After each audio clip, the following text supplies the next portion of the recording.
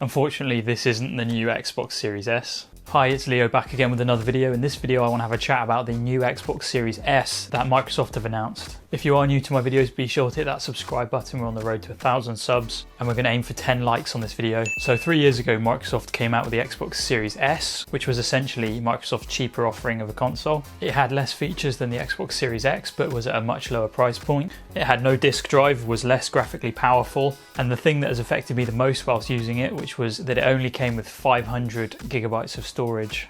And with the size of games today, that means you can only really have about 3 or 4 AAA games installed at once. So the main selling point of this console was the price. Microsoft were selling it for £250, which was £200 cheaper than the Xbox Series X. So if you were looking for a console that could play next generation games on a budget, this was a perfect console. So fast forward 3 years and Microsoft have decided to re-release the Xbox Series S, but with a terabyte storage and in black. So in September, Microsoft will be releasing this new Xbox Series S. Now design wise, I actually quite liked the two-tone design of the original Series S. I guess the new one has a bit more of a stealthier look. And Microsoft are charging £50 more for this new Xbox Series S with a terabyte. It's going to be sold for £300 as opposed to £250. And you're essentially paying £50 for an extra 500 gigabytes of storage. Now this console has divided opinions because it essentially has the same specs as the previous Series S, which was a lot less powerful than the Xbox Series X, with the only hardware upgrade being the extra storage, and with a lot of people making the point that now it's £300 and it's now no longer a super cheap console. And it's actually almost the same price as the digital only edition of the PlayStation 5, which has more powerful hardware. So now I'm going to give my opinion on this console. I believe this new Xbox Series S is what the original Xbox Series S should have been. I think releasing this console with 500 gigabytes of storage with the size of games these days just wasn't a very good idea. Anyone who buys this console is constantly having to uninstall games and reinstall new games if they want to change what they're playing. So my feeling is that the Xbox Series S should have come with a terabyte from day one. But they've come out with it now, so that's okay. So I'm pretty sure a few months after this new Series S being released, the prices will drop. I wouldn't be surprised if you could pick this new console up for £250. So this new console fixes the only issue I really had with the old Series S, which was the limited storage capacity, so I think that's a good thing.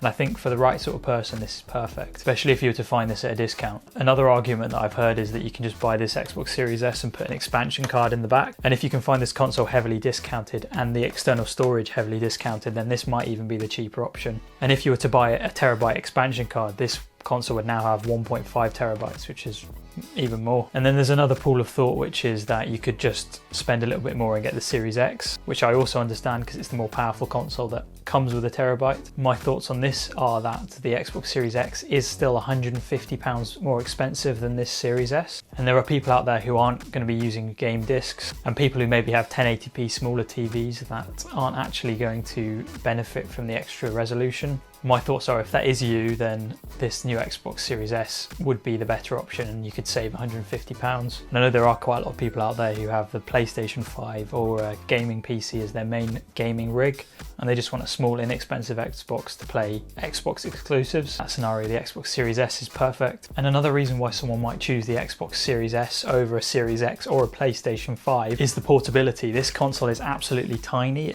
So if you've got an Xbox One S, which does look quite similar to this console, trust me, this is much smaller. This is a very small, compact console. And the reason why I found this very useful is because this happened a few days ago. I wanted to bring my Xbox over to my friend's house so we could basically just play together in the same room. We're going to play some PUBG, some Warzone. And for those situations where you want to move your Xbox around, take it to friends' houses, take it on holiday, this Xbox is much more portable. You can just shove it in a backpack and it's tiny. Whereas I physically couldn't fit my Xbox Series X in my backpack. It was just really bulky and really annoying, and it's much heavier than this Xbox. Giving this console a terabyte just makes it even better. So if you're someone that travels with your Xbox, the new Xbox Series S terabyte edition would probably be a very good buy. And with the release of the new black Xbox Series S, the price of these 500 gigabyte Xbox Series S's probably will go down, so you might be able to find these on sale. No, you don't need the extra storage. You could just pick up one of these, and I'd still recommend that. So yeah, so this new Xbox Series S is a very interesting console. It's essentially the same console as the previous Series S, just with more storage and in black. And I'd like to hear what you have to say about this console, so leave your opinions in the comments below. Hopefully you enjoyed watching. If you did, be sure to subscribe. We're on the road to 1,000 subscribers, and I'll see everyone in my next video.